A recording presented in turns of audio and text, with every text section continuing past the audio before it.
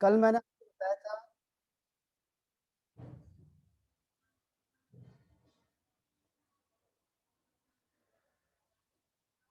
कल आपको बताया था मैंने इलेक्ट्रोकेमिकल सीरीज, ठीक है। तो इलेक्ट्रोकेमिकल सीरीज में आपको पहली चीज थी जो मैंने स्टार्टिंग में बताया था आपको, क्या था? लिथियम के बाबा सरदार, ठीक है। काका नाना मांगे आलू पानी में, ठीक है। फिर मैंने जिंदा क्रो फ्राई कर दिया। फिर है कोई नहीं सुने प्रभु हाइड्रोजन की, ठीक है। यहां तक था हाइड्रोजन का जीरो होता है, जो कभी भी बुक में या क्वेश्चन में दिया नहीं होता है। अब इसके आगे का बताता हूं मैं आपको। इसके आगे का है क्यों आई, ठीक है। हाइड्रोजन के नीचे चलते जा रहे हैं हम लोग। क्यों आई होगी, एच जी फॉर मरकरी, क्यों आई होगी अंग्रेजन, एजी भारत में, बी आर, ठीक है। फिर से प्लेटिनम, ठीक है। क्या था इसमें? क्यों आई होगी अंग्रेजन भारत में फिर से, ठीक है। और क्यों आंटी को बाहर किया, ठीक है। ये है क्यों, यानी कॉपर, आयोडीन, मरकरी, सिल्वर, और ये है bromine, platinum, oxygen, chlorine, gold and, और सबसे लास्ट में यानी सबसे जो अनरिएक्टिव होता है यानी लीस्ट रिएक्टिव होगा, दैट इज फ्लोरीन, ठीक है। तो ये है आपका कौन सा सीरीज जो हाइड्रोजन के नीचे है। हाइड्रोजन के ऊपर वाला मैंने आपको पहले बताया, और हाइड्रोजन के नीचे की वैल्यू ये है आपके पास, ठीक है। तो इसमें कोई डाउट किसी को?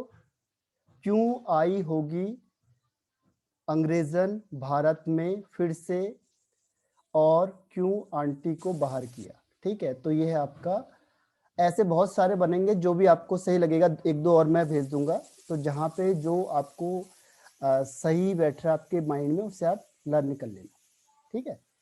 तो कोई डाउट इसमें? Any doubt? No sir. No sir. ये याद करना आपको, ठीक है। अब मैं आगे बढ़ जाता हूँ इसके, देखो ये हमें इससे इससे फायदा क्या हुआ हमें, एक मिनट चेक कर लेता हूँ। आज मैं लॉग टेबल बताऊंगा आप इसके बाद,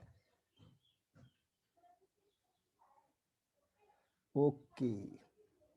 अब है लॉग टेबल से पहले इसके कुछ एप्लीकेशंस है। इससे हमें फायदा क्या होगा? एप्लीकेशंस, ठीक है। एप्लीकेशन में सबसे पहले चीज आती है रिएक्टिविटी।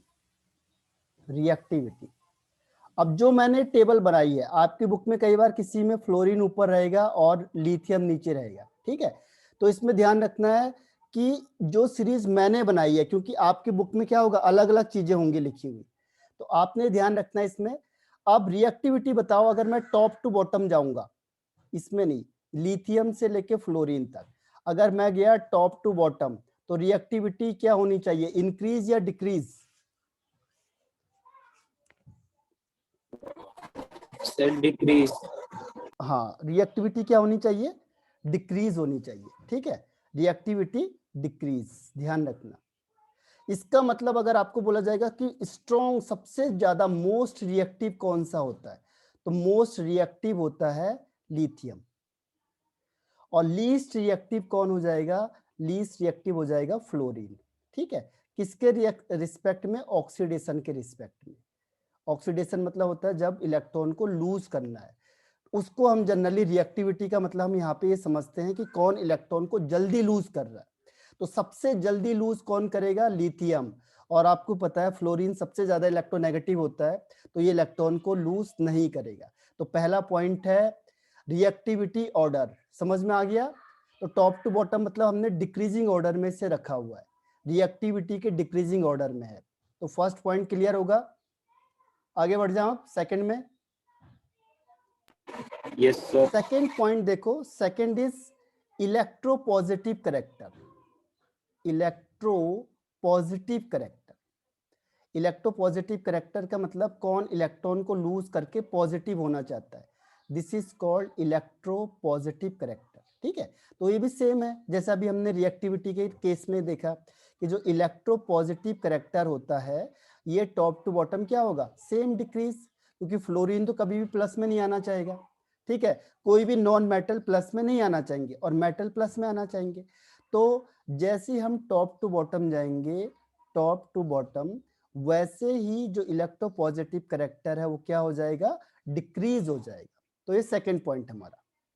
ठीक है, तो ये सेकंड पॉइंट है। Is it clear? अब आते हैं हम थर्ड पॉइंट में। Third point is standard reduction potential. Standard reduction potential, तो आप अगर देखोगे तो जो स्टैंडर्ड रिडक्शन पोटेंशियल की वैल्यू होती है ये टॉप टू बॉटम इंक्रीज होती है। ध्यान रखना, टॉप टू बॉटम इंक्रीज होती है, इंक्रीज होगी। ठीक है, इसका मतलब क्या हुआ, अगर आप इसको कोरिलेट करोगे तो जो रिएक्टिविटी होगी, रिएक्टिविटी, ठीक है, जिसकी ज्यादा होगी यानी उसकी SRP की वैल्यू कम होगी। ध्यान रखना, रिएक्टिविटी और SRP में ये रिलेशनशिप है। जैसे मैंने कहा अगर जनरली आपको क्वेश्चन SRP में दिया होता है, ठीक है, और मैंने कहा कि SRP की वैल्यू A की है -0.30, ठीक है, और B की है -0.50 और C की है 0.10, इन तीनों में से सबसे ज्यादा रिएक्टिव कौन सा होगा, ये क्वेश्चन भी पूछते हैं आपसे, which one is most reactive, बताओ जरा आंसर इसका। Sir B. रिप्लाई करो, वर्ड ए या बी या सी, सबसे ज्यादा रिएक्टिव कौन सा होगा। Sir B. बहुत ही सही बताया आपने। विनीत और ऋषभ, इसके अलावा और कोई रिप्लाई, ए बी सी में से सबसे ज्यादा रिएक्टिव कौन होगा, तो इसका आंसर है बी, क्योंकि बी की नेगेटिव वैल्यू सबसे कम है, मतलब बी की वैल्यू सबसे कम है, उसके बाद ए, और सबसे कम रिएक्टिव होगा सी। तो कई बार ऐसे अरेंज करने के लिए आ जाता है आपके पास, ये एनसीईआरटी का पहला क्वेश्चन है, अरेंज द फॉलोइंग, तो आपको वैल्यू दी होगी और आपको वैल्यू से पहचानना है कि रिएक्टिविटी किसकी ज्यादा है किसकी कम है। ठीक है, तो थर्ड पॉइंट क्लियर होता है। ठीक, थर्ड पॉइंट इज क्लियर। अब देखो फोर्थ वन इसका ठीक अपोजिट कर दो, फोर्थ वन आ जाएगा standard oxidation potential. Standard oxidation potential, ठीक है, स्टैंडर्ड ऑक्सीडेशन पोटेंशियल। तो स्टैंडर्ड ऑक्सीडेशन पोटेंशियल क्या होगा, जैसे आप ऑक्सीडेशन पोटेंशियल को टॉप टू बॉटम जाते हो, टॉप टू बॉटम, तो ठीक उसका अपोजिट हो जाएगा किसका, पहले वाले का, ये इंक्रीज होगी इसकी वैल्यू। ठीक है, तो जैसे आप क्या जाते हो टॉप टू बॉटम जाओगे तो SOP यानी स्टैंडर्ड ऑक्सीडेशन पोटेंशियल की वैल्यू क्या होगी, इंक्रीज होगी। ठीक है, पर क्वेश्चन इसके आगे आता है, इसे लिख लो, इसको देख लो पहले, स्टैंडर्ड ऑक्सीडेशन पोटेंशियल। ठीक है, अब हम नेक्स्ट में चले जाते हैं, ऑक्सीडाइजिंग प्रॉपर्टीज, इसमें मेन यही आता है, oxidising property and reducing properties. अब बताओ ऑक्सीडाइजिंग प्रॉपर्टीज, ऑक्सीडाइजिंग करैक्टर कह लो या प्रॉपर्टीज कह लो या ऑक्सीडाइजिंग नेचर कह लो, तीनों एक ही वर्ड है, ये अलग अलग नाम से कहते हैं, oxidising nature, oxidising character, oxidising properties, एक ही बात है तीनों। ठीक है, अब बताओ ये ऑक्सीडाइजिंग जो प्रॉपर्टीज है, अगर हम टॉप टू बॉटम जाएंगे, टॉप टू बॉटम, तो इंक्रीज होगी या डिक्रीज होगी, मुझे रिप्लाई करके बताना। Oxidising character top to bottom, okay, और कोई आंसर नहीं, डिक्रीज, ओके, ऋषभ, विनीत, अभिषेक, चलो अभी बताता हूँ आपको।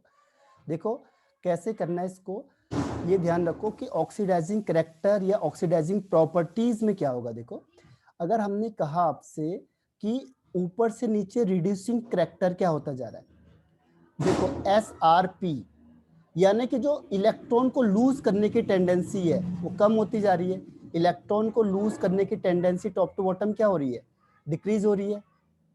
ठीक है, तो जब ऊपर से नीचे जाते समय लूज हो रही है यानी कि कम होती जा रही है। और ऑक्सीडाइजिंग प्रॉपर्टीज का मतलब क्या होता है, ऑक्सीडाइजिंग प्रॉपर्टी मतलब जिसका खुद का रिडक्शन होता है। ठीक है, रिडक्शन का मतलब क्या होता है, जो इलेक्ट्रॉन को गेन करता है।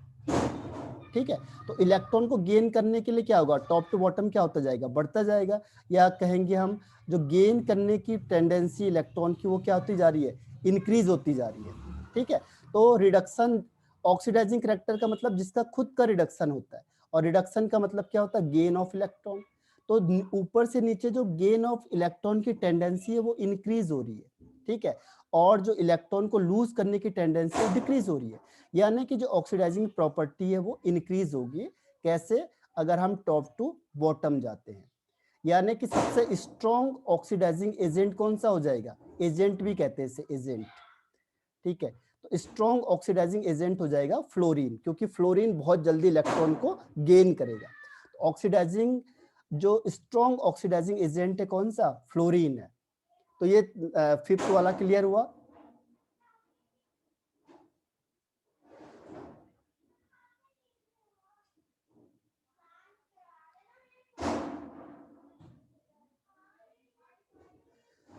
अब टॉप टू बॉटम से अभी किसकी बात कर रहे हैं हम, इलेक्ट्रोकेमिकल सीरीज की बात कर रहे हैं। तो हम उसी की सीरीज को तो कह रहे हैं कि इस सीरीज में अगर हम टॉप टू बॉटम जाते हैं तो ठीक है, अगर हम सीरीज है और सीरीज में टॉप टू बॉटम जाएंगे तो वहां पे क्या होगा, जो स्ट्रॉन्ग रिड्यूसिंग एजेंट की कैरेक्टरिस्टिक्स है वो क्या होती जाएगी, इंक्रीज होती जाएगी। यानी फ्लोरीन हाईएस्ट होगा और लिथियम लोएस्ट होगा। तो जो भी हम इसकी बात कर रहे हैं, किसकी बात कर रहे हैं हम, ये बात कर रहे हैं इलेक्ट्रोकेमिकल सीरीज की। ये सब जो बात हो रही है इलेक्ट्रोकेमिकल सीरीज की। ठीक है, ये ओवरऑल उसी की बात हो रही है। तो ये क्लियर हो गया होगा, कोई रिप्लाई कर दो अगर नहीं हुआ तो। अब हम आगे बढ़ जाएंगे, इसका ठीक अपोजिट कर दो। 6th one is reducing agent. ध्यान रखना, रिड्यूसिंग एजेंट कह दे आपसे, या करैक्टर कह दे, या प्रॉपर्टीज कह दे, या रिड्यूसिंग नेचर कह दे। ये अलग अलग नाम होते हैं इसके और ये कंफ्यूजिंग होते हैं, मतलब इसको ध्यान रखना है। अब देखो हमने क्या कहा, जो अभी जो करैक्टर था आपका SRP, ये टॉप टू बॉटम क्या होता जा रहा है, इंक्रीज होता जा रहा है। ठीक है, इसको दूसरी लैंग्वेज में देखो, रिड्यूसिंग एजेंट किसे कहेंगे, रिड्यूसिंग एजेंट कहेंगे जिसका ऑक्सीडेशन होगा। ठीक है, ऑक्सीडेशन का मतलब लॉस ऑफ इलेक्ट्रॉन, और जो लॉस ऑफ इलेक्ट्रॉन की टेंडेंसी है ये टॉप टू बॉटम क्या होती जा रही है, डिक्रीज होती जा रही है। टॉप टू बॉटम क्या होती जा रही है, डिक्रीज होती जा रही है। यानी कि जो रिड्यूसिंग एजेंट का जो करेक्टर है ये भी टॉप टू बॉटम क्या होता जाएगा, डिक्रीज होता जाएगा। ध्यान रखना इसमें किसकी बात करेंगे हम, इलेक्ट्रोकेमिकल सीरीज जो मैंने अभी आपको बताई थी। ठीक है, तो रिड्यूसिंग करेक्टर डिक्रीज हो रहा है, यानी आपको क्वेश्चन आएगा कि स्ट्रॉन्ग रिड्यूसिंग एजेंट कौन सा होगा। तो strong reducing agent is lithium, क्योंकि लिथियम टॉप में है, तो लिथियम सबसे ज्यादा। ऐसे आप जैसे नीचे जाओगे तो कम होता जाएगा। ठीक है, तो ये आपका है रिड्यूसिंग करेक्टर का। कोई क्वेश्चन है इसमें, कोई किसी को कुछ पूछना है, ऑक्सीडाइजिंग करेक्टर, रिड्यूसिंग करेक्टर, या reducing power, reducing nature.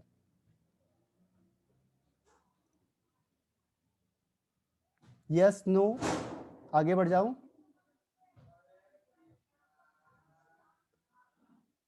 N, कोई क्वेश्चन है, यामिनी पूछो क्वेश्चन, क्या कहाँ पे आपको दिक्कत आई। नहीं सर, मेरा कहने का मतलब है कि कोई डाउट नहीं है। ओके, तो हम आगे बढ़ जाएं। अब देखो इसमें एक और चीज आती है, प्रोडक्ट ऑफ इलेक्ट्रोलाइसिस।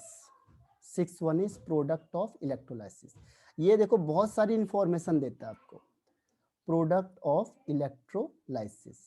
ठीक है, थोड़ा सा और टाइम लेता हूं मैं, 5 मिनट, फिर मैं आपको आज बताऊंगा लॉग टेबल का। तो इलेक्ट्रोलाइसिस का मतलब क्या होता है, जैसे आपने कोई भी चीज को यहाँ पे किया, तोड़ा, ये बन गया Na+ और Cl-। तो सवाल क्या आता है कि ये कहाँ जाएगा, ये कहाँ जाएगा। जैसे प्लस वाला कहाँ जाएगा, माइनस के पास। माइनस क्या होता है, कैथोड, और प्लस क्या होता है, एनोड। ठीक है, जनरल हम इसको ये करते हैं, सर केवल उल्टा लिख दिया इलेक्ट्रोकेमिकल आपने। सीरीज में साइन चेंज होता है, बाकी सब जगह क्या होता है, सेम रहता है। ठीक है, तो अब सवाल क्या होता है कि अगर यहाँ पे एक आदमी था तो कोई दिक्कत नहीं थी, लेकिन जैसे मैंने इसे पानी में डाला तो आपके पास दो दो कंटेस्टेंट हो गया। ठीक, अब प्लस के भी दो हो गए, माइनस के भी दो हो गए। अब इन दोनों में रेस होगी यहाँ से, अब ये दोनों दौड़ेंगे कि कौन जाएगा पहले कैथोड में, और इन दोनों में रेस होगी कि एनोड में कौन जाएगा पहले। ठीक है, तो इसमें ध्यान रखना कि जिसकी SrP की वैल्यू ज्यादा होगी वो रिडक्शन प्रिफर करेगा, यानी रिड्यूसिंग करैक्टर जिसका ज्यादा होगा उसका रिडक्शन होगा। इन दोनों में से जिसकी रिडक्शन की वैल्यू ज्यादा होगी उसका समझ रिडक्शन में होगा, नहीं आता। और जिसकी ऑक्सीडाइजिंग करैक्टरिस्टिक ज्यादा होगी उसका ऑक्सीडेशन होगा। ठीक है, तो ये डिसाइड करेंगे, ये लास्ट में आएगा प्रोडक्ट ऑफ इलेक्ट्रोलाइसिस में।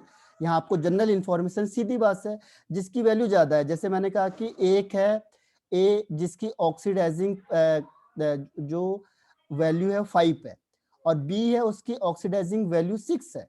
तो सीधी सी बात है, जो 6 है ऑक्सीडाइजिंग जो वैल्यू है वो 5 और 6 है, तो जिसकी 6 है इसका मतलब बी का ऑक्सीडेशन होगा और ए का क्या होगा, रिडक्शन हो जाएगा।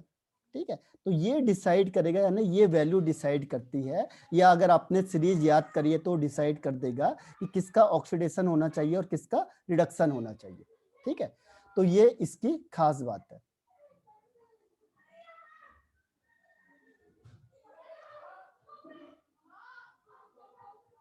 समझना, कैथोड में मैंने अभी क्या कहा आपको, कैथोड होता है जो नेगेटिव चार्ज वाला होता है इन जनरल में, और एनोड पॉजिटिव चार्ज होता है। केवल इलेक्ट्रोकेमिकल सेल में जो कैथोड होता है उसमें प्लस होता है और एनोड में माइनस होता है, और बाकी सारे जगह पे क्या होता है, ये इसी तरीके से होता है। तो जब भी आप इलेक्ट्रिसिटी दोगे और यहाँ पे आपने NaCl सॉल्यूशन रखा है, तो अब इन दोनों में कंपटीशन होगा कि कौन कहाँ जाएगा। ठीक है, इन दोनों में कंपटीशन है कैथोड में कौन जाएगा, इन दोनों में कंपटीशन है एनोड में कौन जाएगा। तो ठीक है, तो इसको हम किससे डिसाइड करते हैं, इसकी इस वैल्यू से डिसाइड करते हैं, या जो मैंने अभी आपको इलेक्ट्रोकेमिकल सीरीज बताई थी उसमें आप तुरंत देख लोगे कि टॉप टू बॉटम में किसकी वैल्यू ज्यादा है या कम है, उसके बेस पे आप डिसाइड करोगे कि इन दोनों में से कौन जाना चाहिए। ठीक है, तो यहां तक हुआ। एक लास्ट पॉइंट इसमें बचा हुआ है 7th में, कि जो भी एलिमेंट का है अबव द हाइड्रोजन है, जो हाइड्रोजन के ऊपर है, वो क्या करेंगे, displace the hydrogen from their salt. ठीक है, जो भी ऊपर है, जैसे मैंने कहा लिथियम है और यहाँ HCl है, तो ये तुरंत इसको क्या करेगा, रिप्लेस करके बना देगा, हाइड्रोजन को डिस्प्लेस कर देगा तुरंत। ठीक है, जो भी हाइड्रोजन के ऊपर है, इलेक्ट्रोकेमिकल सीरीज की बात कर रहा हूं मैं। ठीक है, तो जो भी इसके ऊपर होगा उससे हाइड्रोजन को डिस्प्लेस कर देगा। लेकिन जो एलिमेंट क्या है बिलो द हाइड्रोजन है, बिलो द हाइड्रोजन, वो क्या है, can not displace hydrogen from their salt, वो सॉल्ट से डिस्प्लेस नहीं कर सकते। जैसे मैंने कहा यहाँ पे HCl है और मैंने क्या किया, Ag ले लिया, Ag आपको पता हाइड्रोजन के नीचे आएगा, तो ये रिएक्शन नहीं हो पाएगी, क्योंकि ये क्या है, लेस रिएक्टिव है हाइड्रोजन से। Hydrogen is more reactive than Ag, तो ये Ag को क्या नहीं कर, Ag हाइड्रोजन को रिप्लेस नहीं कर पाएगा, और इसकी वजह से ये रिएक्शन नहीं होगी। ठीक है, तो ये 7-8 पॉइंट हैं इसके एप्लीकेशन के। Any doubt? No sir. No, okay, तो मैं आगे बढ़ जाता हूँ। अब आपको मैं लॉग बताता हूँ। ठीक है, अब आते हैं हम लॉग में। तो लॉग टेबल आपके पास होगा, चलो मैं लॉग भी निकाल के बता देता हूँ आपको, ताकि आपको दिक्कत ना आए। 1 सेकेंड।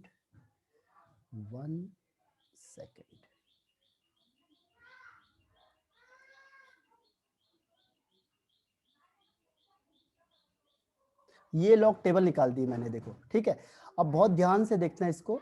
अब आपको पूछूंगा मैं, जैसे मैंने कहा इसके लिए एक रूल है पहले, इसको फिर से,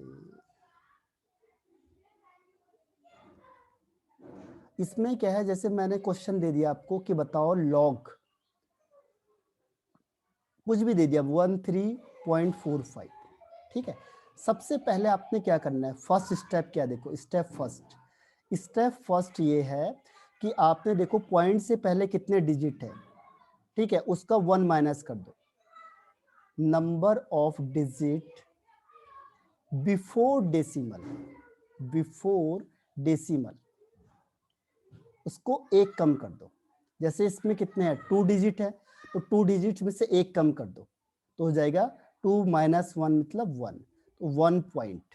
तो सबसे पहले आपको ये स्टेप आ गया, पहला स्टेप, ठीक है। अब सेकंड स्टेप में हम क्या देखेंगे कि फर्स्ट टू डिजिट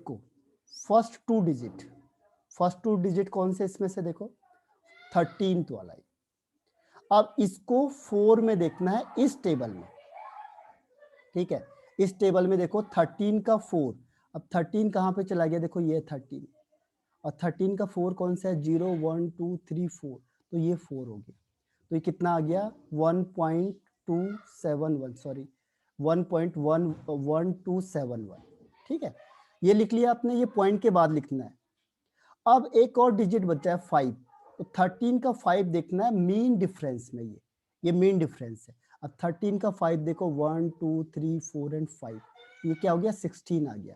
इसको लास्ट में ऐड कर दो, तो हो जाएगा 6 + 1 7, 7 + 1 8, 2 1.1, तो ये इसकी वैल्यू आ गई, ठीक है। लॉग निकाल दिया हमने, 13.45 का आंसर आ गया 1.1287, ठीक है। अब वैसे ही बोल दो,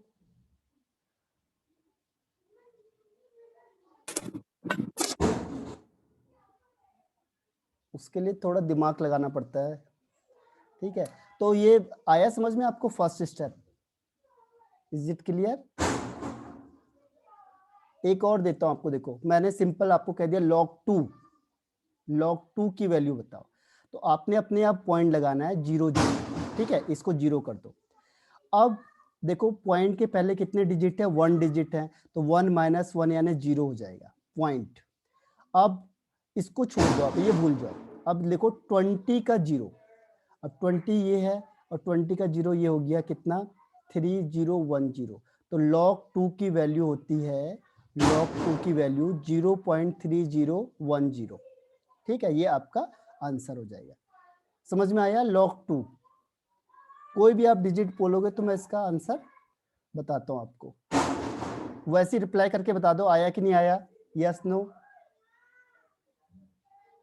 और एग्जांपल बताता हूं आपको मैंने कहा log 3, ठीक है, log 3, तो 3 को पॉइंट लगा के अपने आप 0 लगाना है, कोई फर्क नहीं पड़ता है पॉइंट से।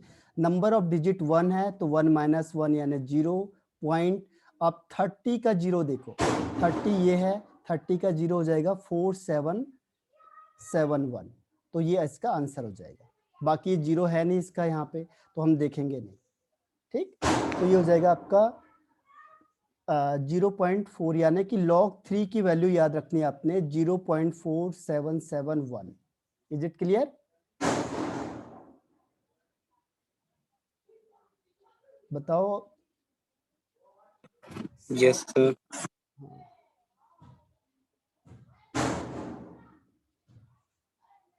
सॉरी एक मिनट, 1 सेकेंड। अब इसके बाद देखो, अगर मैंने कोई और वैल्यू, आप अपनी तरफ से भी पूछ सकते हो। आपके पास तो क्या होगा, मोबाइल है, उसमें भी आप चेक कर सकते हो। एक बार आप मुझे पूछो या आप उससे देखो और वो वैल्यू को चेक करो उसमें कि जो आ रही है वो सही है कि नहीं, क्योंकि मोबाइल में भी निकल जाएगा ये, तो आप चेक कर सकते हो उसे रीचेक, ठीक है। अगर मैंने कहा आपको log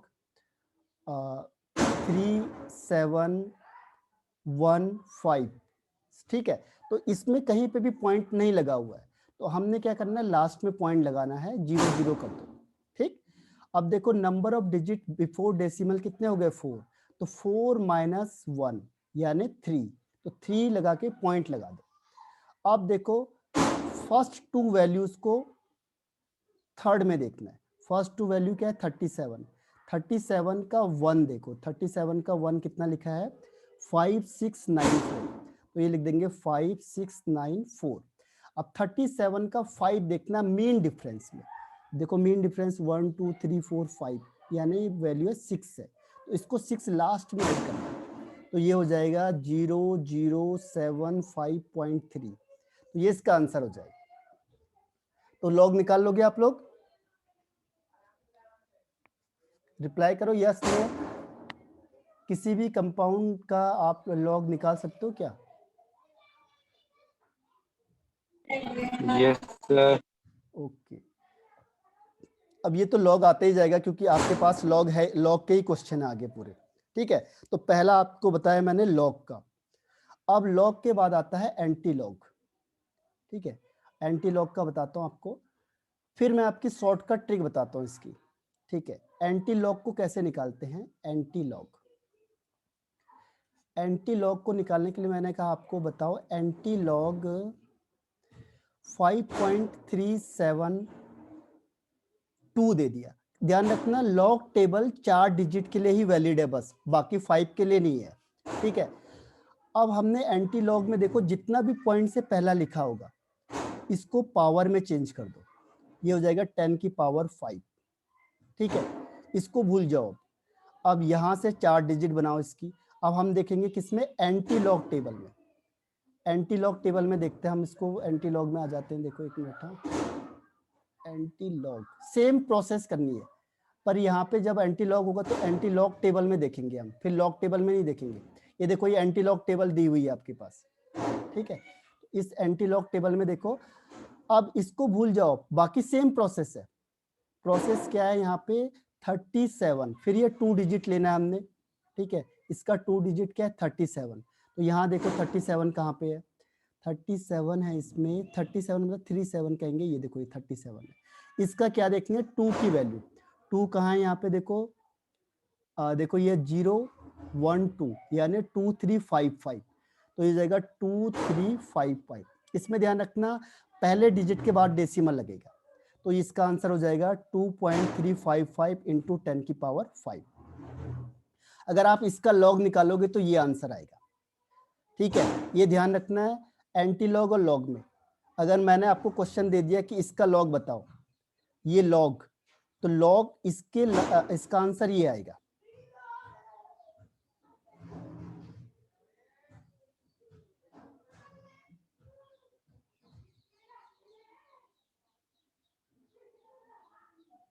ठीक, तो इस तरीके से क्वेश्चन सॉल्व करने आप लोगों ने।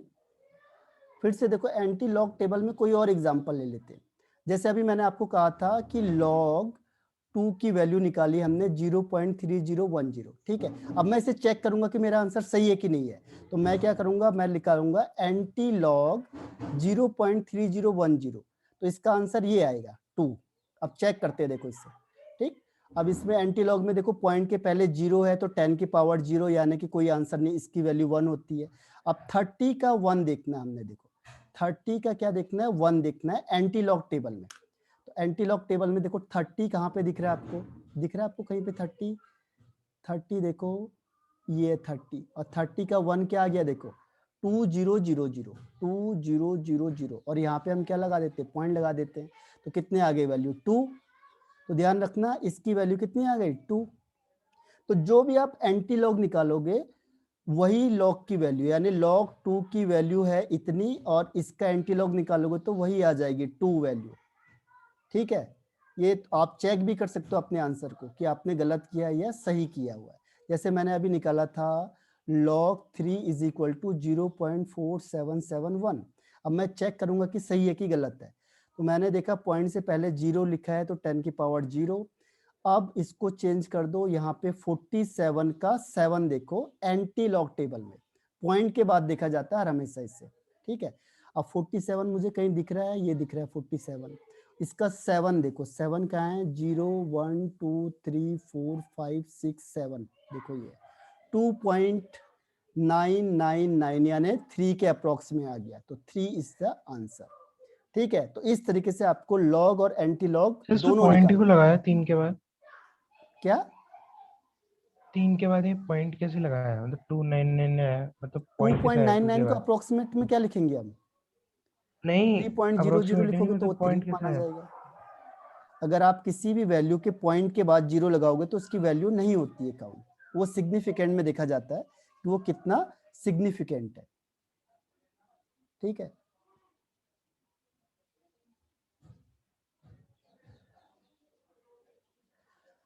और कोई भी जैसे आपके दिमाग में कोई भी चीज चलेगी उससे आप पूछ सकते हो। एक चीज और दिक्कत आती है, दिक्कत क्या आती है, अगर सपोज करो उसने पॉइंट आपको ज्यादा दे दिया, ठीक है, उसमें अब रूल बताऊंगा मैं।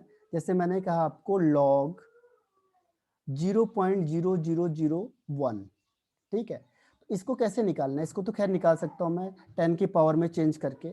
आपको पता है कि अगर 10 की पावर जितनी भी होगी वो उसका आंसर हो जाएगा, ठीक है, तो इसको तो हम निकाल सकते हो, लेकिन मैंने लिखा 531 लिख दिया। अब ये लॉग है तो मुझे पहले लॉग टेबल में जाना पड़ेगा, ठीक है, इसको ध्यान रखना, लॉग या एंटी लॉग। फिर मैं आपको शॉर्टकट ट्रिक बता दूंगा जिससे आपको लॉग टेबल भी देखने की जरूरत ना पड़ी। अब हमने क्या किया, सबसे पहले से पावर में चेंज करना है। पावर में चेंज करने के लिए क्या करेंगे, इसको पॉइंट को ले जाओ 1 2 3 4, तो ये हो जाएगा लॉग 1.531 इंटू 10 की पावर 1 2 3 4 यानी -4। ठीक है, अब एक रूल आपने पढ़ा होगा कि m इंटू एन करेंगे तो क्या हो जाएगा, ये प्लस में आ जाता है, तो हम लिख सकते हैं इसे लॉग 1.531 प्लस लॉग 10 की पावर -4। अब ये -4 आगे आएगा तो -4 हो जाएगा, इसकी वैल्यू 1 होती है, लॉग 10 की वैल्यू 1 होती है। ठीक है, अब इसका लॉग निकालना हमने, देखो तो ये पॉइंट से पहले एक डिजिट है तो 1 - 1 0 हो जाएगा पॉइंट। अब पॉइंट को भूल जाओ, अब हम क्या करेंगे 15, देखो पहले के 2 डिजिट को तीसरे में देखना है। 15 मुझे कहीं दिख रहा है, इसका 3 तो 0 1 2 3 यानी ये हो गया 1847। अब 15 का 1 देखो किसमें, मीन डिफरेंस में, ये 1 है, 15 का 1 की वैल्यू यहाँ पे 3 है, इसे लास्ट में ऐड कर दो, तो 7 + 3 10 5 8 1.0 -4, इसको इससे आंसर करेंगे तो ये माइनस में आंसर आ जाएगा आपका। ठीक है, तो ये आपको लॉग निकालने का तरीका है। इसके लिए 3 रूल हम अप्लाई करेंगे। ये समझ में आया कि नहीं आया?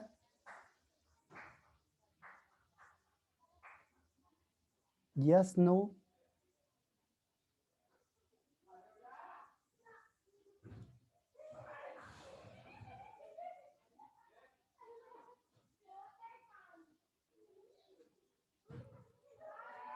Yes, okay, very good. देखो अभी हम इसको क्वेश्चन आंसर करते चले जाएंगे। क्वेश्चन आंसर में अगर सपोज आपके पास, इसके लिए 3 रूल मैं बता देता हूँ, 3-4 रूल हैं। पहला रूल इसमें क्या है कि अगर log m इंटू एन आ गया तो हम इसे लिख सकते हैं log m plus log n, पहला रूल है। दूसरा इसमें आता है log m divided by n होता है, तो इसे ऐसे भी लिख सकते हैं m माइनस log n। और तीसरा है अगर log m की पावर आ गया n तो ये n आगे आ जाता है n log m। ठीक है, और log 10 की वैल्यू 1 होती है, log 1 की वैल्यू 0 होती है। ठीक है, और 1 2 3 4 5 अगर log का बेस e है और यहाँ पे भी e लिख दिया यानी दोनों सेम होते हैं तो आंसर 1 आता है। ठीक, तो ये रूल आपको याद करना है, log m into n is equal to log m plus n, जैसे अभी हमने किया था। अगर डिवाइड में होगा तो ये माइनस साइन आ जाएगा, ये पावर में होगी तो ये पावर आगे आ जाएगा। तो ये 3 रूल आपको याद करने जो आपके मैथमेटिक्स में भी होंगे। Is it clear?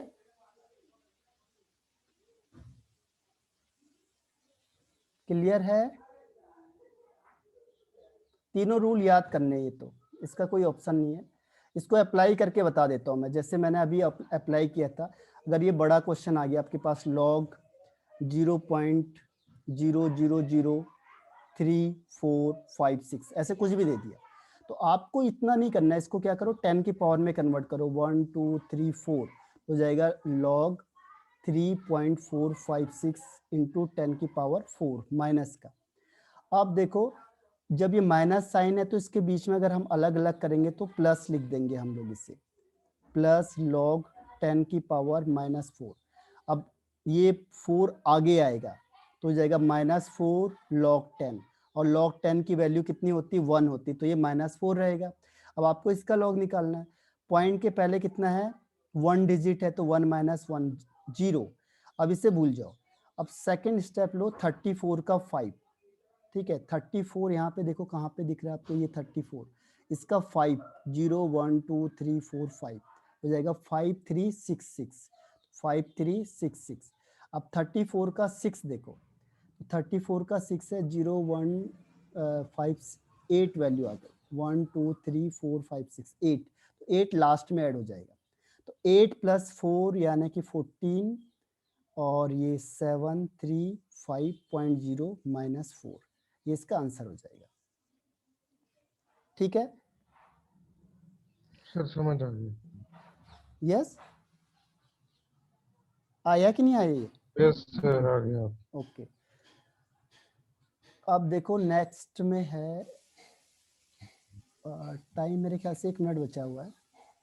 Yes sir. Rishabh इसमें मत लिख, पहले मैंने मना किया था तुझे। देखो अब शॉर्टकट ट्रिक बता देता हूँ मैं आपको। जैसे मैंने कहा log 2 की वैल्यू है 0.3010, यानी 3 मान लो अप्रोक्सीमेट में। सेकंड है log 3 is equal to 0.4771। log 4 को हम क्या लिख सकते हैं, log 2 की पावर 2, यानी ये 2 आगे आ जाएगा, 2 इंटू log 2। log 2 की वैल्यू आपको पता है 3, तो 3 2 जा 6, यानी 0.6 हो गया। log 5 इसकी वैल्यू होती है 0.6990। कैसे पता चला, यहाँ 50 का 0 देखना, इतना आ जाएगा, ठीक है। अब log 6 की वैल्यू क्या होगी देखो, अब इन दोनों को मल्टीप्लाई कर सकते हो आप। log 6 मीन्स क्या होता है, log 3 इंटू 2, और इंटू का मतलब क्या हुआ, दोनों के बीच में प्लस हो